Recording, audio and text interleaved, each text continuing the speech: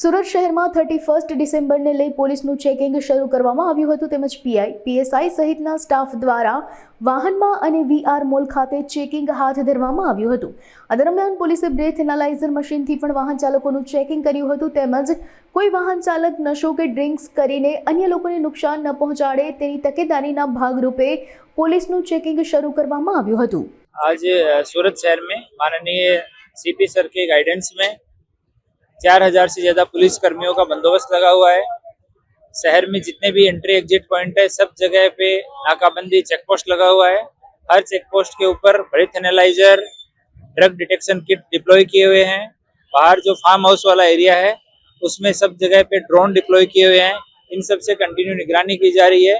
7 बजे से बंदोबस्त लगा हुआ है, अभी कंटिन्यू बंदोबस्त चल रहा है।